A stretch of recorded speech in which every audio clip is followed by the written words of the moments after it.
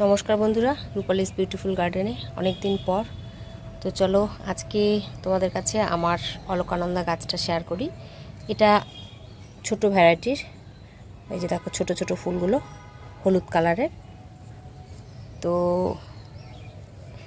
অলকানন্দা তো অনেক কালারের আছে, আমার কাছে হলুদ কালারই আছে 3 প্রজাতির। তো তিনটা 3 ধরনের। তো আজকে যেটা দেখাচ্ছি এটা এই যে মিনিয়েচার, একদম ছোট ছোট। এর আগেও ভিডিওতে শেয়ার করেছিলাম।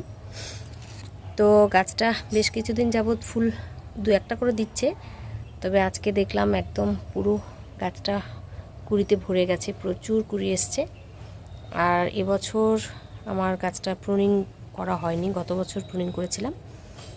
তো অলরেডি গাছটা ছোটই আছে। আর এটা হচ্ছে খুব বেশি বড় হয় না, এটা ডালগুলো কেটে ছোট ছোট করে দিলে গাছটা বেশ এরকমই ঝাঁকড়া অবস্থায় থাকবে আর প্রচুর ফুল আসে।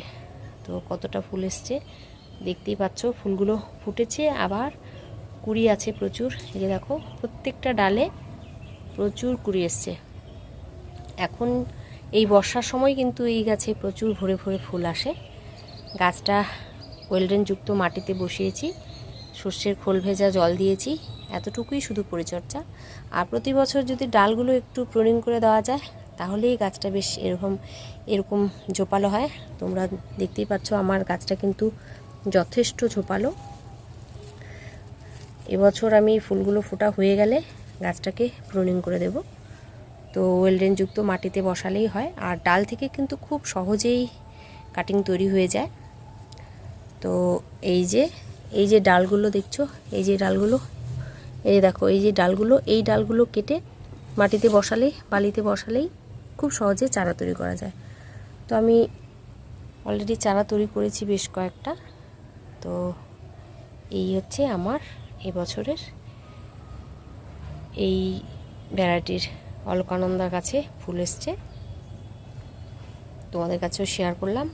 আর আজকে কিছু খাবার দিয়ে দিব, এখন যেহেতু ফুল এসছে তো গাছটা খাবারের প্রয়োজন। আর এখন বর্ষার সময় সর্ষের খোল ভেজা জল না দেওয়াই ভালো।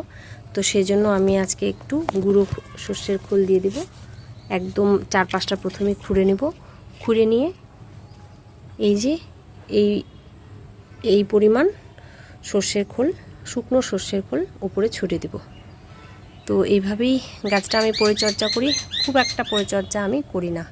তো যেভাবে পরিচর্যা করি আমার গাছে সেটাই তোমাদের কাছে শেয়ার করলাম।